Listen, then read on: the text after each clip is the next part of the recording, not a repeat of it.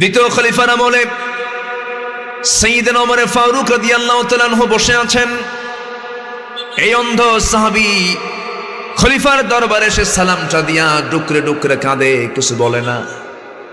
এবার ওমর ফারুক বলছেন, ও রাসূলুল্লাহর সাহাবী, অন্ধ সাহাবী, তুমি কাঁদো কেন? তোমাকে লক্ষ্য করে তো একটা আয়াত নাজিল হয়েছে, আবাসা ওয়া তাওয়াল্লা আন জাআহুল আ'মা ওয়া মা ইউদরিকা লাআল্লাহু ইয়াযাক্কা।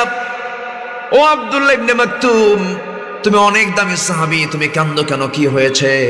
তিনি বলছে, আমিরুল মুমিনিন, রাসূলের জীবদ্দশায় রাসূল কোনোদিন আমাকে যুদ্ধে যাবার অনুমতি দেন নাই, প্রথম খলিফাও দেন নাই। শুনলাম গাজওয়ায়ে কাদিসিয়া শুরু হবে, কাদিসিয়ার যুদ্ধ মানে কি শুরু হয়ে যাচ্ছে। আপনি যদি আমাকে শেষবারের জন্য শেষ জীবনে অনুমতি দিতেন, শহীদের দরজা নিয়ে আমি আল্লাহর জান্নাতে চলে যেতাম, কালিমার পতাকা নিতাম। হযরত ওমর ফারুক তার মনের কথাগুলো বুঝলেন, মনের ভাষা বুঝলেন।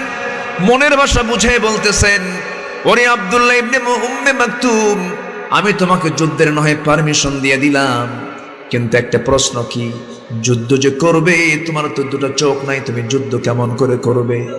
এবার তিনি বলছেন, আমিরুল মুমিনিন, আমি জানি আপনি আমাকে এমন প্রশ্ন করবেন। এবার তিনি বলছেন, আমিরুল মুমিনিন, যুদ্ধ তো সবাই করবে না, যুদ্ধের সামান কেউ যোগান দেবে, কেউ কালিমার পতাকা ধরে থাকবে। কালিমার পতাকা ধরার জন্য তো একজন ব্যক্তির প্রয়োজন হবে, সেই লোক তার যুদ্ধ তো করবে না, অন্তত কালিমার পতাকা ধরার দায়িত্ব যেন আমাকে দেওয়া হয়। গাজওয়ায়ে কাদিসিয়াতে অনুমতি দেওয়া হলো তাকে। এই অন্ধ সাহাবী সবার সামনে তিনি কালিমার পতাকা উড্ডীন করে ধরে আছেন। তার ইচ্ছা ছিল, তার ইচ্ছা আল্লাহ তাআলা পূরণ করে দিলেন। তার মনের খায়েশ হলো, আমি যখন কালিমার পতাকা যখন উড্ডীন করে ধরবো, আমার তো চোখ নাই, বাতিল শক্তিদের পক্ষ থেকে আমাকে লক্ষ্য করে তীর মারা হবে, সেই তীর বক্ষ ভেদ করে পিঠ দিয়ে বের হয়ে যাবে, রক্তমাখা দেহ নিয়ে আল্লাহর সামনে আমি কিয়ামতের দিন হাজির হয়ে যাব। আল্লাহ যখন বলবে, ও আব্দুল্লাহ, ফিমা যদি আনফুক, তোমার নাক কেন কাটা, তোমার কান কেন কাটা, তোমার শরীর থেকে কেন রক্ত ঝরে, সেই সময় বলবো, আল্লাহ, তোমার সাক্ষী হওয়ার জন্য, তোমার দিনকে বিজয়ী করার জন্য, কালিমার পতাকা উড্ডীন করার জন্য যুদ্ধের ময়দানে গিয়ে শাহাদাত বরণ করেছি, এই জন্য আমার ক্ষত বিক্ষত দেওয়া হয়েছে। সেই সময় আল্লাহ আমার কোনো বিচার না করে বিনা হিসাবে জান্নাত দিবেন, এই চিন্তা তাদের মধ্যে লালন করেছে। সেই চিন্তা একজন অন্ধ সাহাবীর মধ্যে লালন করেছে। তারা নিয়েছেন হাতের মধ্যে কালিমার পতাকা, আর মুসলমান আজকে সেই জায়গায় হাতের মধ্যে নিয়েছে হলো খেলার পতাকা। আমার রব আল্লাহ, আমার নেতা রাসূল, আমার দল হলো ইসলাম, এই তিনটা জায়গায় যে ব্যক্তি পেঁচ লাগায় দেবে, তার সঙ্গে আমার কোনো সম্পর্ক থাকবে না। কারণ ঈমান আনার পরে জুলুম করা যাবে না, ঈমান আনার পরে শিরকের কাজ করা যাবে না। আমরা সারা জীবন ওযু ভঙ্গের কারণগুলো মুখস্থ করেছি, ওযুর ফরজগুলো মুখস্থ করেছি, কিন্তু ঈমান নষ্ট হয় কেমনে, ঈমান ভঙ্গের কারণগুলো কিন্তু আমাদের সবার জানা নাই। সবার কি জানা আছে নাকি? ঈমানটা কি?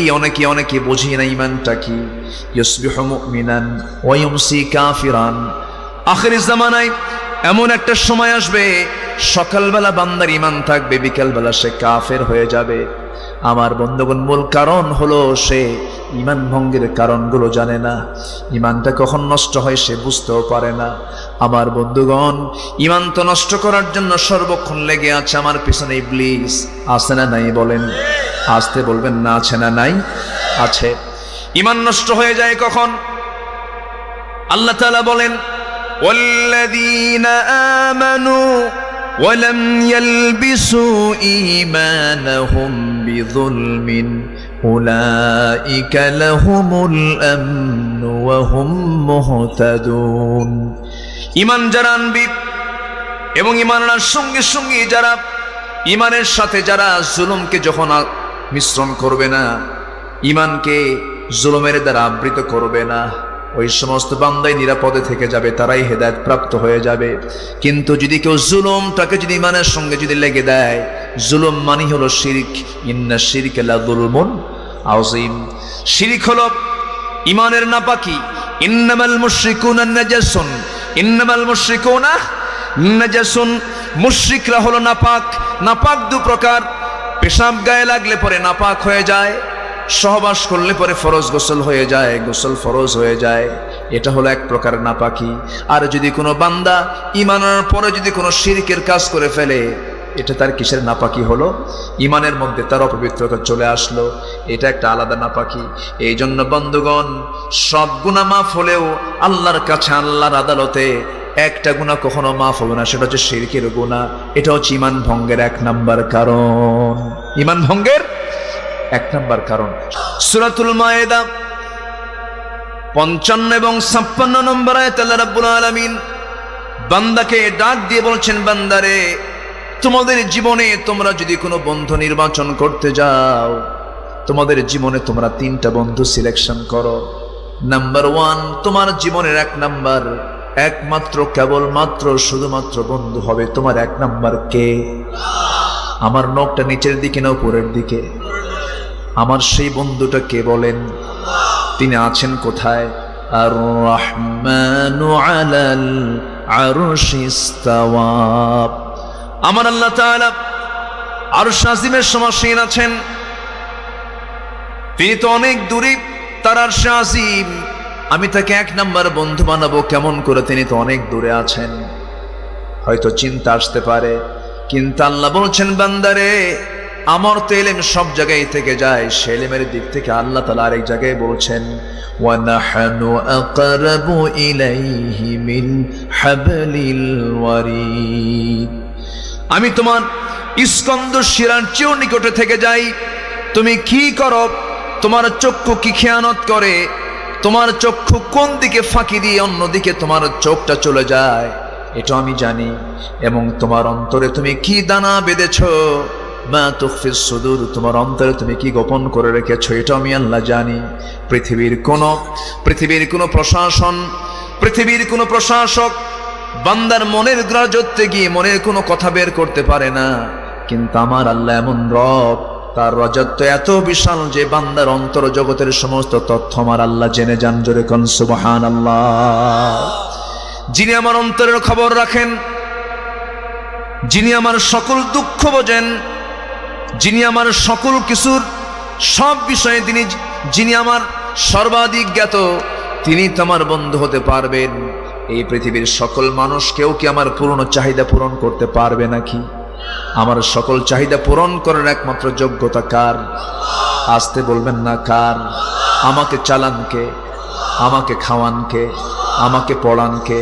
আমাকে দেখেন কে? আমাকে শোনেন কে? দুনিয়াতে আসছি আমরা, দুনিয়াতে আসার আগে আলমে আর ওয়াহ থেকে আলমে বুতুনে যে এসেছি, মার পেটের জগতে যে আমরা এসেছিলাম, মার পেটের মধ্যে যে 9 মাস 10 মাস ছিলাম, এই মার পেটের মধ্যে আল্লাহ তাআলা আমাকে যে তিলে তিলে বড় করেছেন, সবেগে নির্গত 1 ফোঁটা পানিকে আল্লাহ তাআলা সক্রিয় করেছেন, মুদগা করেছেন, আজমা করেছেন, ফাকাসাউনাল ইযামা লাহমা করেছেন। এই মার পেটের ভিতরে 3-4 মাস চলে গেল, ফানাফাখা রূহাহু, তার মধ্যে রূহের সঞ্চার করে দিলেন। পৃথিবীর কোনো ফ্যাক্টরি, পৃথিবীর কোনো কারখানা পর্যাপ্ত আলো ছাড়া কোনো কিছুর প্রোডাকশন হয় না, কিন্তু আমার আল্লাহ তাআলা মানব গোষ্ঠীর প্রোডাকশন হিসাবে মার পেটটাকে সিলেকশন করেছেন। সেই মার পেটের মধ্যে আমি আপনি পয়দা হয়েছি, ধীরে ধীরে বড় হয়েছি। সেই জায়গায় কোনো আলো ছিল নাকি? কোনো বাতির ব্যবস্থা ছিল নাকি? কোনো লাইট নাই, কোনো আলো নাই, একদম নিকষ ঘন কালো অন্ধকারের মধ্যে ফি কারারিম মাকিন। সেই মার পেটের মধ্যে তিলে তিলে আমাকে সূক্ষ্ম থেকে সূক্ষ্ম করে বানালেন কে? কে বানালেন? সেই বানানোতে কোনো খুঁত থাকলো না। তুমি কার তাসবিহ জপো? আরশ আজিমের মালিকের তোমার তাসবিহ জপতে হবে, যিনি সবার উপরে আছেন, সবচেয়ে বেশি ক্ষমতা রাখেন। আল্লাহ রাব্বুল আলামিন সুন্দর করে সেই জন্য রাসূলকে জানিয়ে দিচ্ছেন। মক্কি সূরা আল্লাহ রাব্বুল আলামিন বলছেন, সাব্বিহিসমা রাব্বিকাল আ'লা আল্লাযী খালাকা ফাসাওয়া ওয়াল্লাযী قدر فهدى والذي أخرج المرعى فجعله غثاء أحوى জোরে বলুন আল্লাহু আকবার। পবিত্রতা ঘোষণা করবে কার? যিনি শুধু উপরে না সবার উপরে, শুধু উপরে না, সবার উপরে। শুধু উপরে যদি হতেন তাহলে সাব্বিহ ইসমা রাব্বিকাল আলা, শুধু আলা হয়ে যেত। কিন্তু আমার আল্লাহ শুধু আলা নন, আলা, সবচেয়ে উপরে, সুপারলেটিভ ডিগ্রি, ইসমে তাফজিলের সিগা, সবার উপরে যিনি আছেন তিনি কে বলুন? আসতে বলবেন না, তিনি কে? তিনি কত উপরে আছেন, কেমন উপরে আছেন? আমরা আমাদের চর্মচক্ষু দিয়ে যদি দেখতে পাই, আমরা আমাদের চোখের সামনে আগে মেঘ দেখতে পাই, মেঘের পরে আমরা দিনের বেলা ফুটন্ত প্রদীপ্ত সূর্যকে দেখতে পাই, রাতের বেলা আমরা আলোকিত চাঁদকে দেখতে পাই, সাথে সাথে জোনাকির মতো মিটিমিটি করে জ্বলা কিছু তারকা দেখতে পাই। সেই তারকার উপরে আবার দিনের বেলা ব্লু স্কাই দেখতে পাই, নীল আকাশ দেখতে পাই, এরপরে আর কিছুই দেখতে পাই না। আমার আল্লাহ তাআলা কি সেই আকাশের উপরে শুধু নাকি? আমার আল্লাহ শুধু এক আকাশের মালিক নন, আমার আল্লাহ হচ্ছেন সাবআ সামাওয়াত, 7 আকাশের মালিক। জোরে বলেন সুবহানাল্লাহ। একটু তথ্য দেওয়ার চেষ্টা করছি। আমার আল্লাহ কেন বন্ধু হবেন না? বন্ধু হওয়ার সকল দিক এবং বিভাগ তার মধ্যে আছে। যার হাতে আমার প্রাণ, আমার রূহটা, ইয়াসআলুনাকা আনির রূহ কুলির রূহু মিন আমরি রব্বি, আমার রবের নির্দেশে চলে। সে আল্লাহ তাআলা কত দূরে আছেন, আল্লাহ তাআলার আরশ আজিমটা কত দূর, একটু জানার চেষ্টা করি। আমার ভাইরা, আমরা যেখানে বসে আছি এই জায়গা থেকে সূর্য যদিও চোখে ছোট্ট দেখি, সূর্য কি মূলত ছোট না বড়? শুধু বড় না, অনেক গুণ বড়। বিজ্ঞানীদের ধারণা পৃথিবী থেকে সূর্য 13 লক্ষ গুণ বড়। মনে হয় ছোট হয়ে গেছে। জোরে বলেন না সুবহানাল্লাহ। সূর্য থেকে আবার কিছু তারকা আছে, রাতের বেলা মিটিমিটি করে জ্বলে। সেই তারকা বেটেল জুইস, এটা তারকা সূর্যের চাইতে 33 কোটি গুণ বড়। সুপারনোভা, আড্রা, প্রক্সিমা সেন্টারাই, এই যে বিশাল স্টারগুলো, তারকাগুলো, এগুলো আবার এক একটা গ্যালাক্সির ভিতরে 500 বিলিয়ন তারকা থাকে। 500 বিলিয়ন তারকা মিলে এক একটা গ্যালাক্সি। কোটি কোটি গ্যালাক্সি আল্লাহ তাআলা মহাশূন্যে ঝুলিয়ে রেখেছেন। একটু আসতে বলুন সুবহানাল্লাহ, জোরে বলুন সুবহানাল্লাহ। কে চালান? আসতে বলবেন না, কে চালান? সুম্মা রাজি'আল বাসারা কাররাতাইন ইয়ানকালিবু ইলাইকাল বাসারু খাসিআন ওয়া হুয়া হাসীর। তোমার চোখ ক্লান্ত হয়ে ফিরে আসবে, তুমি চিন্তাই করতে পারবা না। বিশাল মহান কে? আসতে বলবেন না, কে? আল্লাহ। এ তো বললাম মহাশূন্যের কথা। আবার এই মহাশূন্যের ভিতরে এই দুনিয়ার মানুষ 70 দশকে চাঁদের দেশে গিয়েছিল, চাঁদের দেশ সফর করে এসেছে। সে মানুষ যদি মনে মনে চিন্তা করে, চাঁদ তো দেখলাম, তারকার দেশ একটু দেখবো, তারকার দেশ একটু খুঁজে বেড়াবো। যদি কেউ তারকার দেশে যেতে চায়, পৃথিবীর সবচেয়ে কাছের তারকার দেশ হলো প্রক্সিমা সেন্টারাই। প্রক্সিমা সেন্টারায় যদি কেউ যেতে চায়, বর্তমান দুনিয়ার সবচেয়ে দ্রুতগামী যানবাহন হলো অ্যাপোলো 11। অ্যাপোলো 11-এর পার আওয়ার গতি হলো, পার আওয়ার স্পিড হলো 39,000 কিলোমিটার। এই গতিবেগে যদি কোনো বান্দা ওই অ্যাপোলো 11-এ চড়ে যদি ওই তারকার দেশে যেতে চায়, সবচেয়ে নিকটবর্তী তারকা পৃথিবীর প্রক্সিমা সেন্টারে যদি যেতে চায়, জরিপ করে দেখা গেছে তার সময় লেগে যাবে 1,15,000 বছর মাত্র। যাবেন কারা? হাত তোলে। সম্ভব? সম্ভব? বাঁচবেন কয়দিন? যাবেন কখন? সম্ভব না। তাহলে আমার আল্লাহ কত দূরে আছেন? আরশ আজিমটা কত দূরে, কত উপরে, সবার উপরে। এই তো গেল মহাশূন্যের কথা। এরপরে আছে আকাশ, এরকম সাবআ সামাওয়াত।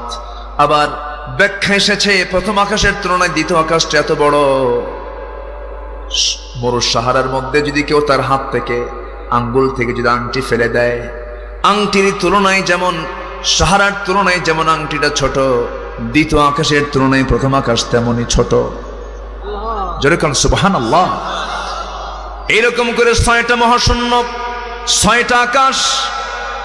এরপর আল্লাহ তাআলা তার সিদরাতুল মুনতাহা রেখে দিয়েছেন, ইনদা সিদরাতিল মুনতাহা, এরপরে সাত আকাশের উপর আল্লাহ তাআলা আরশ আজিম।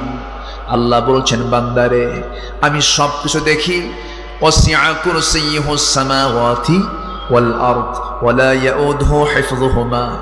আল্লাহ তাআলার সমস্ত জিনিস হেফাজত করতে কোনো ক্লান্তি আসে না, কোনো ইয়াউদুহু হিফযুহুমা সংরক্ষণ কোনো ক্লান্তি আসে না। তিনি কে? আসতে বলবেন না তিনি কে? লা তাখুযুহু সিনাতু ওয়ালা নাওম, যাকে তন্দ্রাও আসে না নিদ্রাও আসে না, তিনি কে? আসতে বলবেন না তিনি কে?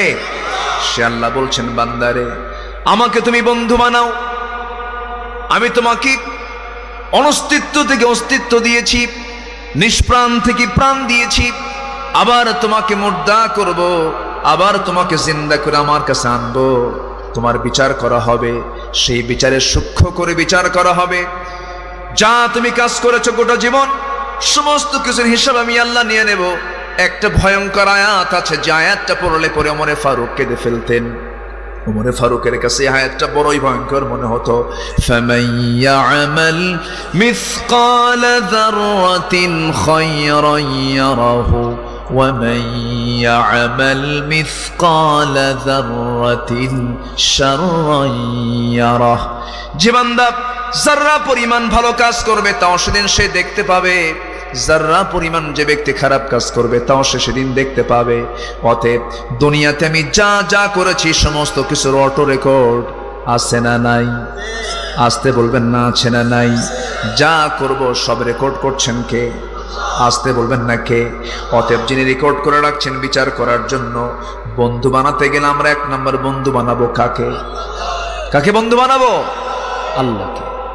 আল্লাহ বলছেন বান্দা তুই আমার দিকে আমাকে পছন্দ করে আমাকে মোহাব্বত করার জন্য আমার দিকে 1 হাত আগাবি, আমি তোর দিকে 10 হাত আগাবো। তুই আমার দিকে হেঁটে হেঁটে আসবি। ইদা তাকাররাবাল আবদু ইলাইয়া, যখন কোনো বান্দা আমার দিকে হেঁটে হেঁটে আসে আমি তার দিকে দৌড়ে দৌড়ে যাই।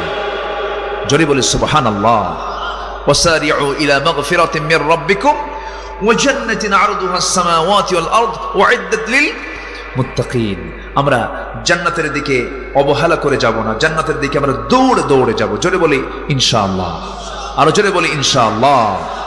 জান্নাত কোথায়? আমরা তো আল্লাহর ঠিকানা জান্নাত। আল্লাহ কি শুধু শুধু উপরে না, সবার উপরে। এই জন্য আমরা বলি আল্লাহু আকবার। বলেন আল্লাহু আকবার, আল্লাহু আকবার। অলি রব কি অরব্বাকা ফাকাব্বির, অরব্বাকা ফাকাব্বির। ইযা লাকীতুম ফিয়াতান ফাসবুতু ওয়াযকুরুল্লাহা কাসীরা। তোমরা তোমাদের আল্লাহর নাম নেবে, ছোট করে না বড় করে? ছোট করে না বড় করে? তাহলে নারায়ে তাকবীর, নারায়ে তাকবীর। এই তাকবীরকে অনেকের সহ্য হয় না, আছে না? আসতে বলবেন না, আছে না? কোথায় যেন কোন একজন ব্যক্তি জনসভায় স্লোগান দিয়েছেন নারায়ে তাকবীর আল্লাহু আকবার। এটা নিয়ে তুল কালাম শুরু হলো। বলল যেটা নির্দিষ্ট কোনো দলের স্লোগান। যারা মনে করে যে নারায়ে তাকবীর নির্দিষ্ট কোনো দলের স্লোগান, মুসলমানের স্লোগান নয়, তার ঈমান বিতর্কিত। ঠিক কিনা? এই স্লোগান বদরের, এই স্লোগান উহুদের, এই স্লোগান খন্দকের, এই স্লোগান মুসলমানদের জাতীয় স্লোগান। এই নারায়ে তাকবীরের স্লোগানকে যারা বিতর্কিত করে তাদের চিন্তা বিতর্কিত, ঈমান বিতর্কিত, জন্ম বিতর্কিত মুসলমান।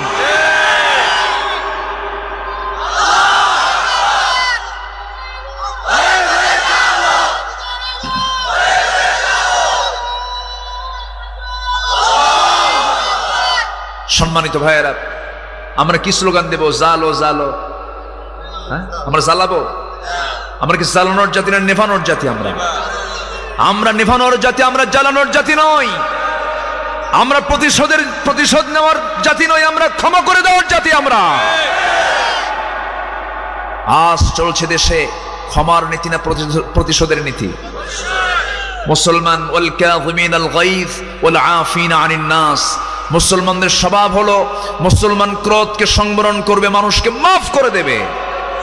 কিন্তু আজ মাফের নীতি না প্রতিশোধের নীতি, প্রতিশোধ চলছে।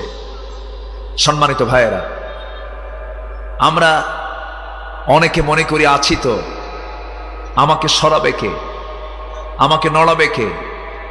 আর আশা আছে আমেরিকা আছে, ভারত আছে, কিচ্ছু না। আমার আল্লাহ যদি কারো ক্ষতি করতে চান, পৃথিবীর কোনো মানুষ লাইয়ান ফাউক, উপকার করেও কোনো উপকার করতে পারবে না। কারণ আমার আল্লাহ যদি কারো কল্যাণ চান, পৃথিবীর কোনো মানুষ লাইয়াদুর রুক, তার কেউ কোনো ক্ষতি করতে পারবে না। সকল কল্যাণ কার হাতে? আসতে বলবেন না, কার হাতে? আল্লাহর হাতে। কথা আছে, আস্তে আস্তে করে বলি, শুনতে রাজি আছেন তো? কোনো আপত্তি, কোনো অসুবিধা, কোনো চিন্তা, কোনো টেনশন? জোরে বলি ইনশাআল্লাহ। বন্ধু হবে কয়জন? বন্ধু হবে কয়জন? এক নাম্বার কে? আসতে বলবেন, এক নাম্বার কে? আল্লাহ। আল্লাহ ছাড়া আমি কাউকে বন্ধু বানাবো না, রসুল ছাড়া আমি কাউকে বন্ধু বানাবো না, আল্লাহ ছাড়া কাউকে আমি রব বানাবো না, রসুল ছাড়া কাউকে আমি নেতা বানাবো না, আর কোরআন ছাড়া অন্য কোনো কিছুকে আমরা সংবিধান বানাবো না। এই তিনটা জায়গা যদি ঠিক থেকে যায়, তার জান্নাতের দরজাও ঠিক হয়ে যাবে। আমার রবকে, আমার নেতাকে মুহাম্মদ সাল্লাল্লাহু, আমার দল কি? আরো জোরে, আরো জোরে, আরো জোরে, ইসলাম। আমার রব আল্লাহ, আমার নেতা রাসূল, আমার দল হলো ইসলাম। এই তিনটা জায়গায় যে ব্যক্তি পেঁচ লাগায় দেবে, তার সঙ্গে আমার কোনো সম্পর্ক থাকবে না। কারণ ঈমান আনার পরে জুলুম করা যাবে না, ঈমান আনার পরে শিরকের কাজ করা যাবে না।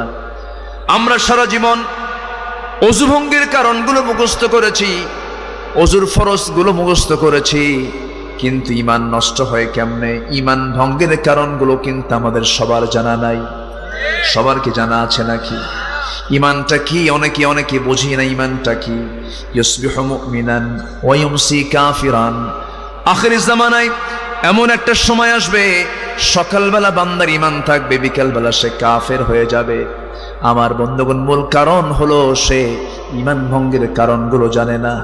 ঈমানটা কখন নষ্ট হয় সে বুঝতেও পারে না। আমার বন্ধুগণ, ঈমান তো নষ্ট করার জন্য সর্বক্ষণ লেগে আছে আমার পিছনে ইবলিস। আছে না নাই বলেন? আসতে বলবেন না, আছে না নাই? আছে। ঈমান নষ্ট হয়ে যায় কখন? আল্লাহ তাআলা বলেন, ওয়াল্লাযীনা আমানু ওয়ালাম ইয়ালবিসু ঈমানাহুম বিযুলমিন উলাইকা লাহুমুল আমনু ওয়া হুম মুহতাদুন। ঈমান যারা আনবি এবং ঈমান আনার সঙ্গে সঙ্গে যারা ঈমানের সাথে যারা জুলুমকে যখন মিশ্রণ করবে না, ঈমানকে জুলুমের দ্বারা আবৃত করবে না, ওই সমস্ত বান্দাই নিরাপদে থেকে যাবে, তারাই হেদায়েত প্রাপ্ত হয়ে যাবে। কিন্তু যদি কেউ জুলুমটাকে যদি ঈমানের সঙ্গে যদি লেগে দেয়, জুলুম মানে হলো শিরক। ইন্না শিরকা লাযুলমুন আযীম। শিরক হলো ঈমানের নাপাকি। ইন্নামাল মুশরিকুনা নাজাসুন, ইন্নামাল মুশরিকুনা নাজাসুন। মুশরিকরা হলো নাপাক। নাপাক দু প্রকার। পেশাব গায়ে লাগলে পরে নাপাক হয়ে যায়, সহবাস করলে পরে ফরজ গোসল হয়ে যায়, গোসল ফরজ হয়ে যায়, এটা হলো এক প্রকার নাপাকি। আর যদি কোনো বান্দা ঈমানের পরে যদি কোনো শিরকের কাজ করে ফেলে, এটা তার কিসের নাপাকি হলো? ঈমানের মধ্যে তার অপবিত্রতা চলে আসলো, এটা একটা আলাদা নাপাকি। এই জন্য বন্ধুগণ, সব গুনাহ মাফ হলেও আল্লাহর কাছে, আল্লাহর আদালতে একটা গুনাহ কখনো মাফ হবে না, সেটা হচ্ছে শিরকের গুনাহ। এটা হচ্ছে ঈমান ভঙ্গের এক নাম্বার কারণ। ঈমান ভঙ্গের এক নাম্বার কারণ। শিরক সমাজে আছে না নাই? আসতে বলবেন না, আছে না নাই? সমাজ আবু জেহেলের আইন থাকবে, সুদ থাকবে, জেনা থাকবে, মদের বোতল থাকবে, সন্ত্রাসী থাকবে, খুন রাহাজানি থাকবে, আর তুমি শুধু জিকির করবা। এত সস্তা আমল দিয়ে জান্নাত পাওয়া যাবে না। জান্নাত পেতে হলে যে জান্নাতের তালাশ করেছেন সাহাবে কেরাম, যে পন্থায়, সেই পন্থায় আমাকে আপনাকে অবলম্বন করতে হবে। আহাসিবান নাস আইয়ুতরাকু আইয়াকুলু আমান্না ওয়া হুম লা ইফতানুন। মানুষের ধারণা ঈমান এনেছি, এতটুকুন বললে আমি তাকে ছেড়ে দেব? পরীক্ষা করব? অবশ্যই পরীক্ষা করা হবে। কার কথা? আসতে বলবেন না, কার কথা? আল্লাহর কথা। নাম হলো ইমান আলী। কি নাম? নাম ইমান আলী। ওর ইমান আর কে ছাড়ে? নাম হলো ইমান আলী। ফজর পড়ে না, নাম হলো ফজর আলী। ঘুম থেকে যারা সকাল 10টার দিকে ওঠে, নাম হলো আতর আলী। গাজার গন্ধে কাছে যাওয়া যায় না, আছে না? নাম হলো, এই সমস্ত নাম দিয়ে কোনো কাম হবে না। নাম হলো হিম্মত আলী। সাইকেলের চাকা বাস্ট হলে হার্ট স্ট্রোক করে, ওই হিম্মত আলী নাম দিয়ে কোনো কাম হবে না। আতর আলী নাম দিয়ে কোনো কাম হবে না। নাম দিয়ে কোনো কাম হয় না, কাম দিয়ে নাম হয়। আল্লাহ তাআলা বলছেন, বান্দারে আমার কাছে যদি পুরস্কার পেতে চাও, ও আমিলা সালিহান, নেক কাজ, ভালো কাজ করে আমার কাছে আসতে হবে। ও আমিলুস সালিহাত, ভালো কাজ করে আমার সামনে হাজির হতে হবে। হুসনে খুলক নামক ওজনওয়ালা চরিত্র নিয়ে আমার কাছে আসতে হবে। আমি তোমাকে সুন্দর জান্নাতটা দিয়ে দেব। এই জন্য আমার ভাইয়েরা, আমরা যেহেতু ঈমান এনেছি, ঈমানটা ভালো করে আনবো। ইয়া আইয়ুহাল্লাযীনা আমানু আমিনু, ভালো করে তোমার ঈমান আনো। কার কথা? আসতে বলবেন না, কার কথা? আল্লাহর কথা। আল্লাহকে বন্ধু বানাতে গেলে আল্লাহর যত হুকুম, আল্লাহর যত আহকামগুলো আছে, কোনো শর্ত দেওয়া যাবে না, বিনা শর্তে সবগুলোকে মেনে নিতে হবে। আল্লাহ তাআলা বান্দার জন্য যে বিধানগুলো দিয়েছেন, সমস্ত বিধানগুলো বান্দার অকল্যাণ না কল্যাণ? বান্দার কল্যাণ না কল্যাণ? কল্যাণের জন্য আল্লাহ তাআলা দিয়েছেন। আমি আল্লাহকে ভালোবাসি, আল্লাহকে বন্ধু বানিয়ে নিয়েছি, আল্লাহর জিকির করছি সকাল সন্ধ্যা। কিন্তু আল্লাহ তাআলা যে বিধানগুলো দিয়েছেন, সেই বিধানগুলোকে সমাজে কার্যকর করার জন্য যে কার্যকরী পদক্ষেপ নেওয়া দরকার, সেই ক্ষেত্রে আমার কোনো ভূমিকা নাই। এটা আল্লাহকে ভালোবাসা হলো না, এটা আল্লাহর আনুগত্য হলো না, আল্লাহকে বন্ধু মনে করো না, এটা হলো না। এই জন্য আল্লাহ বলছেন, বান্দারে তোমরা কি করবে? তোমাদের জীবনের 1 নাম্বার বন্ধু বানাবে কাকে? আসতে বলবেন না, কাকে? আল্লাহ কি তার পক্ষ থেকে আমাকে কোনো কিছু দেওয়া কি বাদ দিয়েছেন নাকি? কোনো কিছু দেওয়া বাদ দিয়েছেন নাকি? মাথা থেকে পা পর্যন্ত আল্লাহ বলছেন, অফি আনফুসিকুম আফালা তুবসিরুন, সূরা জারিয়াতের মধ্যে এসেছে। মাথা থেকে পা পর্যন্ত তুমি তোমার নিজের চক্ষু দিয়ে দেখো তো, আমি আল্লাহ তোমার কোনো কিছু গ্যাপ রাখছি নাকি? কি সুন্দর যৌবন তোমাকে দিয়েছি, টানা টানা চক্ষু তোমাকে দিয়েছি, 2টা ঠোঁট দিয়েছ, ওলিসান ও শাফাতাইন দিয়েছি। আমি তোমাকে এত সুন্দর করে বানিয়ে দিয়েছি, ব্যালেন্স করে দিয়েছি, সমতা রক্ষা করে দিয়েছি। 2টা চোখকে সমান করেছি, 2টা ভ্রুকে সমান করেছি, 2টা কানকে সমান করেছি, 5টা আঙ্গুলকে 2 হাতের সমান করে দিয়েছি, এরপরে 2টা পা সমান করে দিয়েছি। প্রত্যেকটা জিনিস এক্সচেঞ্জ করে দিয়েছি। প্রত্যেকটা গাড়ি যখন রোডে চলে, ধরুন 4 চাকার গাড়ি, কিন্তু সাথে একটা স্পেয়ার থেকে যায়। হঠাৎ করে কোনো চাকা যদি পাংচার হয়ে যায়, এক্সট্রা চাকা বের করে কোনো মতে সেই কাজটা সেখান থেকে পাড়ি দিয়ে চলে আসে, সেই গাড়িটা নিয়ে চলে আসে, আবার সেই চাকা ঠিক করে নেয়।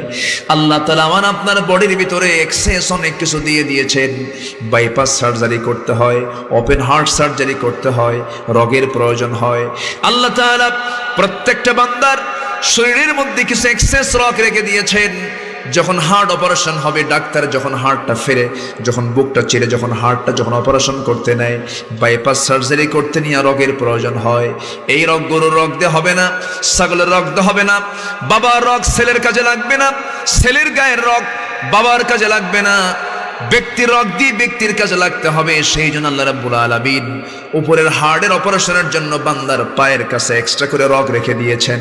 আগে পাটা কেটে রগটা বের করে বাইপাস সার্জারি করে আল্লাহ তাআলা বান্দাকে সুস্থ রাখার ব্যবস্থা করে দিয়েছেন। আল্লাহ বলছেন, বান্দারে আমি তোর বন্ধু না কি? তোর বন্ধু কেউ তোর বন্ধু হতে পারে না। মালয়েশিয়াতে আমার এক বন্ধু ছিলেন, নাম তার আব্দুল মমিন, কুমিল্লা বাড়ি। কোথায় বাড়ি বলেন? কুমিল্লা বাড়ি। আব্দুল মমিন নাম, মালয়েশিয়ার পেনাঙে তিনি থাকেন। সালাম দিয়ে তার হাতটা ধরলাম, হাতটা ধরেই দেখি হাতে কি যেন মেশিন লাগানো, মেশিন চলতেছে। বললাম, বন্ধু হাতটা এমন কেন, কি হয়েছে? বন্ধু আমার 2টা কিডনি নষ্ট হয়ে গেছে। যার কিডনি নাই সে তো বোঝে, যার ভাল্ব নষ্ট সে তো বোঝে, যার লাংস প্রবলেম সে তো বোঝে, যে চোখে দেখে না সে তো বোঝে। আল্লাহ তাআলা এক একটা পার্টস দিয়েছেন কত নিখুঁত করে, একটু চেয়ে দেখে। ইয়া আইয়ুহাল ইনসান মা গাররাকা বিরাব্বিকাল কারীম, ও মানুষ, আমার স্মরণ তোমাকে কেমন করে অন্যদিকে নিয়ে যায়, তোমাকে কেমন করে আমার স্মরণ থেকে তোমাকে গাফেল রাখে। আল্লাযী খালাকাকা ফাসাওয়াকা ফাআদালাক, আমি তোমাকে কি দেই নাই? একটা কিডনি দিলেও চলতো, একটা কিডনি নিয়ে বেঁচে থাকা মানুষ দুনিয়াতে আছে না নাই? আচ্ছা, দিয়েছেন কয়টা? এক্সট্রা দিলেন কয়টা? একটা এক্সট্রা দিয়ে দিয়েছেন। এইরকম করে আল্লাহ তাআলা এক্সেস অনেক কিছু দিয়ে দিয়েছেন। ওই বন্ধুটার দুটো কিডনি নষ্ট হয়ে গেছে, বলতেছে বন্ধু 7 দিন একদিন আমাকে হসপিটালে যেতে হয়, আমার গোটা শরীরের সমস্ত রক্তগুলো এই দিক দিয়ে সুই দিয়ে ঢুকায়, আর সমস্ত রক্তগুলো বের করে ডায়ালিসিস করা হয়, ফাটা হয়। ডায়ালিসিস না হলে পরে আমি বাঁচবো না, কিডনি আমার দুইটাই নষ্ট, সেই জন্য ডায়ালিসিস মেশিনের কাছে গিয়ে আমাকে ডায়ালিসিস করে আসতে হয় 7 দিনে একদিন। আমার বন্ধুগণ, মানুষ ডায়ালিসিস করার জন্য ডায়ালিসিস মেশিনটা বানিয়েছে যার ওজন হলো 100 কেজি, আর আল্লাহ তাআলা বান্দাকে যে মেশিন দিয়েছেন, কিডনি দিয়েছেন ডায়ালিসিসের কাজ করার জন্য, সেই কিডনির ওজন দিয়েছেন মাত্র 200 গ্রাম। জোরে বলেন সুবহানাল্লাহ। 200 গ্রাম কিডনির ভিতরে 10 লক্ষ 20 লক্ষ চাকনি রেখে দিয়েছেন। এই 20 লক্ষ চাকনি প্রতি সেকেন্ডে সেকেন্ডে রক্তগুলো ফিল্টারিং করছে, পরিষ্কার করে পেশাব আকারে পায়খানা আকারে বের করে দিয়া রক্তগুলো তৈরি করে দিচ্ছে। এই যে কিডনি যে এই ফাংশন চালিয়ে যেতেছে, ওজন মাত্র কয়শো গ্রাম? 200 গ্রাম। আল্লাযী খালাকাকা ফাসাওয়াকা ফাআদালাক, ব্যালেন্স করে দিয়েছেন আল্লাহ তাআলা। আল্লাহ বলছেন এত সুন্দর ব্যালেন্স করে আমি তোমার দেহটার ভিতরে কত পার্টস দিয়ে দিলাম। মানুষ ডায়ালিসিস মেশিনটার ওজন দিয়েছে 100 কেজি। যদি এমনটা হতো, আমার আপনার গায়ের ওজন হলো 80 কেজি, আর কিডনির ওজন হবে 100 কেজি, আমি চলবো না, কিডনি নিয়ে ঘুরবো, অসুবিধা হয়ে যেত। আল্লাহ বলছেন বান্দা সব কিছুকে আমি লেভেল করে আমি তোমাকে পরিপূর্ণ মানুষ বানায়া দিয়েছি। যখন আজানের সময় হবে, এই কপালটা জমিনে লুটায়া দিয়ে আমাকে খুশি করবি। জোরে কোন সুবহানাল্লাহ। আমাকে সন্তুষ্ট করার চেষ্টা করবি, আমার শুকর আদায় করবি। আমি তো তোর কাছে কিছুই চাই না রে বান্দা, আমি তোর কাছে এটাই চাই, তুই আমার নিয়মে তোর জীবন চালাবি, তোর সমাজ চালাবি, আমার নিয়মে তুই তোর জীবনগুলো অতিবাহিত করবি, আমার হুকুমগুলো মেনে চলবি, হারামকে বর্জন করবি, হালালকে গ্রহণ করবি। আমি তোর জন্য 8টা জান্নাত রেডি রেখে দিয়েছি। জোরে বলেন সুবহানাল্লাহ। আমার ভাইয়েরা, আমার বন্ধুগণ, অনেক কথা। নাম্বার 2 বন্ধু হলেন অন্য কেউ নন, যার অবস্থান, যার মর্যাদা হল আল্লাহর পর, তিনি হচ্ছেন নবিয়ুনা সাইয়্যিদুনা মুহাম্মদ সাল্লাল্লাহু আলাইহি ওয়াসাল্লাম। রাসূলকে আমরা ভালোবাসবো জীবনের চাইতে কম না বেশি? আসতে বলবেন না, কম না বেশি? একটু মন থেকে বলেন, কম না বেশি? রাসূলকে আমরা যদি জীবনের চাইতে বেশি ভালোবাসতে পারি, আল্লাহর কসম করে বলি, এই সমাজে বাতিল নেতৃত্ব কখনো টিকতে পারে না, কোনোদিন টিকতে পারে না। আমার ভাইয়েরা, সাহাবায়ে কেরাম রাসূলকে জীবনের চাইতে বেশি ভালোবাসার জন্য ওই সমাজ আবু জেহেলরা টিকতে পারে নাই। আজকের সমাজে যদি মুসলমান তার জীবনের চাইতে রাসূলকে ভালোবাসে, এই সমাজেও আবু জেহেলরা টিকতে পারবে না। তাহলে এখান থেকে বিষয়টা স্পষ্ট, সেটা হলো আমাদের মধ্যে ইমানের কিছু কমতি আছে না নাই? আসতে বলবেন না, আছে না নাই? তার বড় প্রমাণ হলো ওয়া'দাল্লাহু আল্লাযীনা আমানু মিনকুম ওয়া আমিলুস সালিহাত লা ইস্তাখলিফান্নাহুম ফিল আরদ। আল্লাহর ওয়াদা, তোমরা যদি ভালো করে ঈমান আনতে পারো, আমলে সালেহ করতে পারো, লা ইস্তাখলিফান্নাহুম ফিল আরদ, এই জমিন আমি তোমাদেরকে খেলাফতি দিয়ে দেব। কিন্তু খেলাফত আমাদের হাতে নাই। এখান থেকে স্পষ্ট হলো আমাদের আমলে সালেহ এখনো ঠিক মতো হয় না। আমাদের কাজ আছে না নাই? আমাদের দায়িত্ব আছে না নাই? আজকে আমার দেশের মুসলমান 90% শতকরা 90 জন মুসলমান থাকার পর আমার দেশের মুসলমান অধিকাংশ নামাজি না বেনামাজি? আসতে বলবেন না, নামাজি না বেনামাজি? ওয়াজ মাহফিলগুলোতে বলতে হয় ভাই নামাজ পড়েন, এমন মুসলমান আমার দেশের, যে মুসলমানকে নামাজের জন্য বলতে হয়, মুসলমানকে নামাজের জন্য বলা দরকার না, এটা তার ডিউটি। এটা তার কি ডিউটি? 5 ওয়াক্ত নামাজ একজন মুসলমান পড়বে না, কেমন ধরনের মুসলমান হয়ে গেল?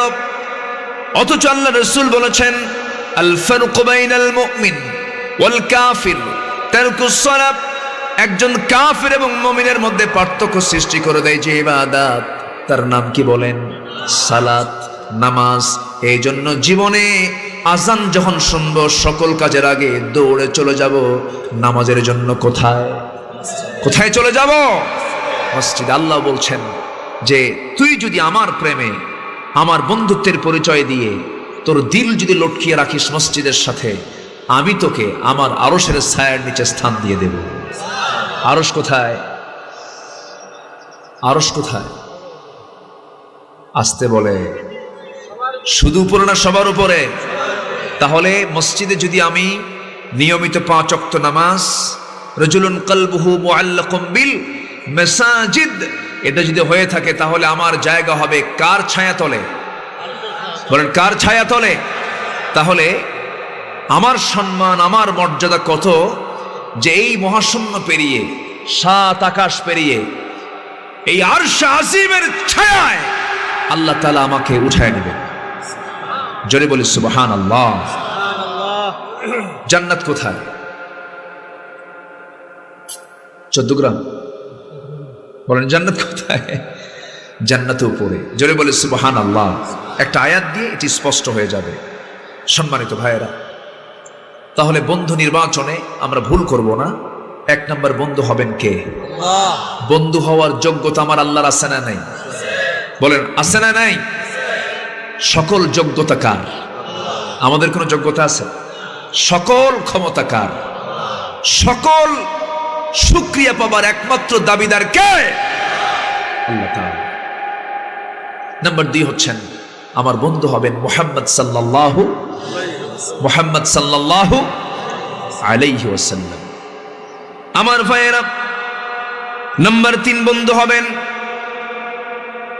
আল্লাহ রাব্বুল আলামিন বলছেন, ইন্নামা ওয়ালিয়্যুকুমুল্লাহু ওয়া রাসূলুহু ওয়াল্লাযীনা আমানুল্লাযীনা ইউকিমুনাস সালাহ। নাম্বার 3 বন্ধু হবে তোমাদের মধ্যে যারা ঈমানদার। ঈমানদাররা বন্ধু তোমাদের হবে। কিন্তু এখন যে ফুটবল খেলা শুরু হয়েছে, বন্ধু এখন মুসলমান নাকি? হ্যাঁ, মুসলমান কালিমা ধরবে, মুসলমান পতাকা ধরবে হলো কালিমার পতাকা। আর মুসলমান এখন কিসের পতাকা ধরছে? বলেন, সাহাবায়ে কেরাম কালিমা ধরেছেন, কালিমার পতাকা ধরেছেন। আর মুসলমান আজকে পতাকা ধরতেছে কার?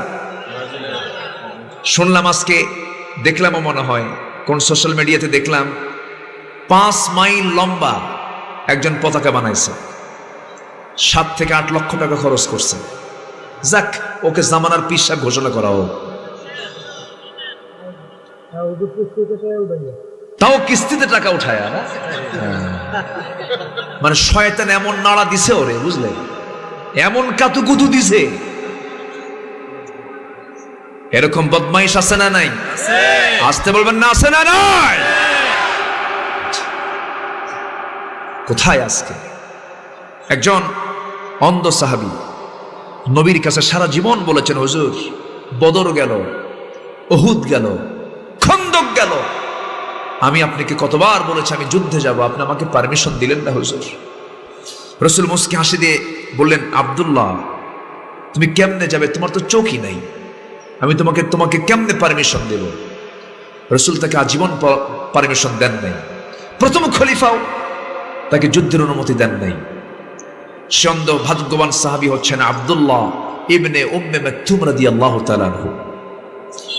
দ্বিতীয় খলিফার আমলে, দ্বিতীয় খলিফাকে হযরতে ওমর ফারুক।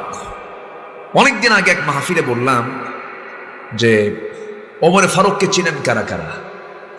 সামনে থেকে ছোট্ট একটা ছেলে দাঁড়ায় বলে, হুজুর আমি চিনি। কে? আমাদের বাড়ির দোতলায় ভাড়া থাকে। আমার দেশে এমন মুসলমানও কিন্তু আছে, ওমরকে চেনে না, আবু বকরকে চেনে না, আছে তো? আসতে বলবেন না, আছে না নাই? আচ্ছা। দ্বিতীয় খলিফার আমলে সাইয়েদনা ওমর ফারুক রাদিয়াল্লাহু তাআলা আনহু বসে আছেন। এই অন্ধ সাহাবী খলিফার দরবারে এসে সালামটা দিয়া ডুকরে ডুকরে কাঁদে, কিছু বলে না। এবার ওমর ফারুক বলছেন, ও রাসূলুল্লাহর সাহাবী, অন্ধ সাহাবী, তুমি কাঁদো কেন? তোমাকে লক্ষ্য করে তো একটা আয়াত নাজিল হয়েছে, আবাসা ওয়া তাওয়াল্লা আন জাআহুল আ'মা ওয়া মা ইউদরিকা লাআল্লাহু ইয়াযাক্কা। ও আব্দুল্লাহ ইবনে মাকতুম, তুমি অনেক দামি সাহাবী, তুমি কাঁদো কেন? কি হয়েছে? তিনি বলছেন, আমিরুল মুমিনিন, রাসূলের জীবদ্দশায় রাসূল কোনোদিন আমাকে যুদ্ধে যাবার অনুমতি দেন নাই, প্রথম খলিফাও দেন নাই। শুনলাম গাজওয়ায়ে কাদিসিয়া শুরু হবে, কাদিসিয়ার যুদ্ধ মানে কি শুরু হয়ে যাচ্ছে। আপনি যদি আমাকে শেষবারের জন্য শেষ জীবনে অনুমতি দিতেন, শহীদের দরজা নিয়ে আমি আল্লাহর জান্নাতে চলে যেতাম, কালিমার পতাকা নিতাম। হযরত ওমর ফারুক তার মনের কথাগুলো বুঝলেন, মনের ভাষা বুঝলেন। মনের ভাষা বুঝে বলতেছেন, ওরে আব্দুল্লাহ ইবনে উম্মে মাকতুম, আমি তোমাকে যুদ্ধের নয় পারমিশন দিয়ে দিলাম, কিন্তু একটা প্রশ্ন, কি যুদ্ধ যে করবে, তোমার তো দুটো চোখ নাই, তুমি যুদ্ধ কেমন করে করবে? এবার তিনি বলছেন, আমিরুল মুমিনিন, আমি জানি আপনি আমাকে এমন প্রশ্ন করবেন। এবার তিনি বলছেন, আমিরুল মুমিনিন, যুদ্ধ তো সবাই করবে না, যুদ্ধের সামান কেউ যোগান দেবে, কেউ কালিমার পতাকা ধরে থাকবে। কালিমার পতাকা ধরার জন্য তো একজন ব্যক্তির প্রয়োজন হবে, সেই লোক তার যুদ্ধ তো করবে না, অন্তত কালিমার পতাকা ধরার দায়িত্ব যেন আমাকে দেওয়া হয়। গাজওয়ায়ে কাদিসিয়াতে অনুমতি দেওয়া হলো তাকে। এই অন্ধ সাহাবী সবার সামনে তিনি কালিমার পতাকা উড্ডীন করে ধরে আছেন। তার ইচ্ছা ছিল, তার ইচ্ছা আল্লাহ তাআলা পূরণ করে দিলেন। তার মনের খায়েশ হলো, আমি যখন কালিমার পতাকা যখন উড্ডীন করে ধরবো, আমার তো চোখ নাই, বাতিল শক্তিদের পক্ষ থেকে আমাকে লক্ষ্য করে তীর মারা হবে, সেই তীর বক্ষ ভেদ করে পিঠ দিয়ে বের হয়ে যাবে, রক্ত মাখা দেহ নিয়ে আল্লাহর সামনে আমি কিয়ামতের দিন হাজির হয়ে যাব। আল্লাহ যখন বলবে, ও আব্দুল্লাহ, ফিমা যদি আনফুক, তোমার নাক কেন কাটা, তোমার কান কেন কাটা, তোমার শরীর থেকে কেন রক্ত ঝরে, সেই সময় বলবো, আল্লাহ, তোমার সাক্ষী হওয়ার জন্য, তোমার দিনকে বিজয়ী করার জন্য, কালিমার পতাকা উড্ডীন করার জন্য যুদ্ধের ময়দানে গিয়ে শাহাদত বরণ করেছি, এই জন্য আমার ক্ষত বিক্ষত দেওয়া হয়েছে। সেই সময় আল্লাহ আমার কোনো বিচার না করে বিনা হিসাবে জান্নাত দিবেন, এই চিন্তা তাদের মধ্যে লালন করেছে। সেই চিন্তা একজন অন্ধ সাহাবীর মধ্যে লালন করেছে। তারা নিয়েছেন হাতের মধ্যে কালিমার পতাকা, আর মুসলমান আজকে সেই জায়গায় হাতের মধ্যে নিয়েছে হলো খেলার পতাকা। নাম্বার 3 বন্ধু হবে সেই ইমানদারেরা, যে ইমানদারদের মধ্যে 3টা গুণ লক্ষণীয় লক্ষ্য করা যাবে।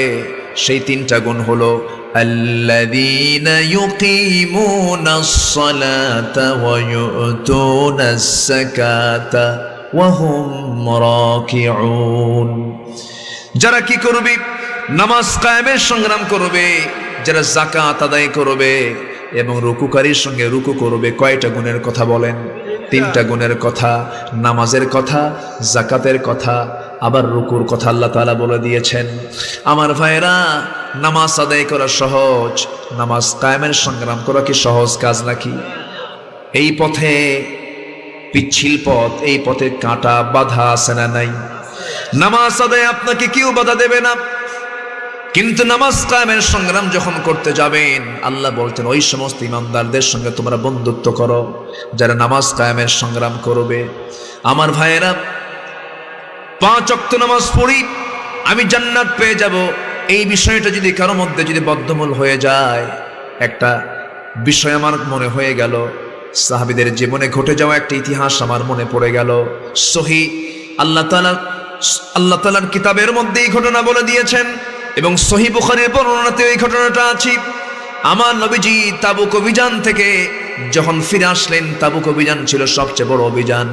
30,000 সৈন্যের সমারোহ ঘটিয়ে তাবুকের প্রান্তরে রোমানদের বিরুদ্ধে নবীজি মদিনা থেকে রওনা করলেন। আবার বিনা যুদ্ধে সেই জায়গা থেকে তিনি চলে আসলেন, মদিনার মসজিদে বসে আছেন। মদিনার মসজিদে বসে বসে সাহাবে কেরামকে নিয়ে কথা বলছেন। একজন সাহাবী চান্স নিচ্ছেন নবীর সঙ্গে কথা বলবেন।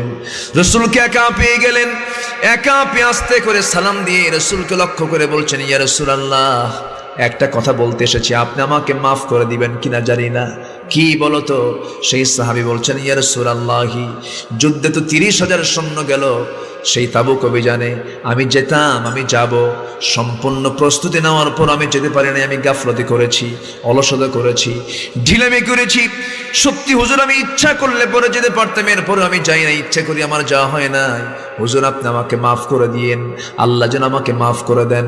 এবার রাসূল মুস্কি হাসি মেরে বলছে, কাব বিন মালিক, শোনো, এই কাজ আর কে কে করেছে বলো? হুজুর, হেলাল বিন উমাইয়াও যায় নাই। আর কে যায় নাই? মুরারা বিন রাবিআ যায় নাই। এরপর আর কে যায় না? হুজুর, আমার আর জানা নাই। এই 3 জন সাহাবীর কথা যখন নবীর কানে চলে গেল, এবার আস্তে করে বলছেন, কাব, তুমি এখন যেতে পারো। তিনি মসজিদ থেকে বের হয়ে আসলেন। সঙ্গে সঙ্গে আমার নবীজি মসজিদের সমস্ত সাহাবে কেরামকে লক্ষ্য করে তিনি দফতর থেকে ফরমান জারি করে দিলেন, হেলাল বিন উমাইয়া, কাব বিন মালিক, মুরারা বিন রাবিআ, এই 3 জন ব্যক্তির ব্যাপারে আমি রাসূল, আমার ঘোষণা হলো, আমার পক্ষ থেকে তাদেরকে বয়কট করা হোক। এদেরকে এমনভাবে বয়কট করতে হবে, মদিনার মুসলমানেরা এদের সঙ্গে সালাম বন্ধ, কালাম বন্ধ, কোনো প্রকার লেনদেন চলবে না। কারণ তারা এত বড় একটা অভিযান থেকে নিজেকে গুটিয়ে রেখেছে, আমি এদেরকে মাফ করতে পারবো না। নবীজির এই বয়কটের ডাক মদিনার অলিগলি প্রচার হয়ে গেল। এই 3 জন সবার কানে কানে, সবার মুখে মুখে এই 3 জন ব্যক্তির কথা। কাব বিন মালিকের কানেও যখন সংবাদটা চলে গেছে, সোজা চলে গেছেন বাড়িতে। যখন নবী তার বিরুদ্ধে যখন এই বয়কটের ডাক দিয়েছেন, তার কি হতে পারে? গোটা দুনিয়া তার কাছে সংকীর্ণ হয়ে গেল। আস্তে করে দরজায় গিয়ে বলছেন, আমার স্ত্রী, দরজা খোলো, আমি তোমার স্বামী কাব বিন মালিক। স্ত্রী ভিতরের দিকে দরজার কাছে এসে বলছে, আমার স্বামী, আমি আপনার ঘরের দরজা কেন খুলবো না? অবশ্যই দরজা খুলে দেবো, আপনি যদি আমাকে খুলতে পারেন খুলে দেব, তবে শর্ত হলো আমি আপনাকে সামনের দরজা খুলে দিয়া পিছনের দরজা দিয়ে বাড়ি থেকে বের হয়ে যাব। কারণ যে ব্যক্তিকে রাসূল বয়কট করেছে, সেই ব্যক্তিকে আমিও বয়কট করে দিলাম। আমার কথা কি বুঝে আসে ভাই? ওই সাহাবীর কি নামাজের অভাব ছিল নাকি? আচ্ছা, অভাব ছিল? নামাজের কোনো অভাব ছিল না, জিকির আজকের অভাব ছিল না, দান সদকার অভাব ছিল না, কোন ইবাদত তাদের কাছে অপূর্ণ ছিল না। কাব বিন মালিক বাড়িতেও সুযোগ পেলেন না ঢোকার।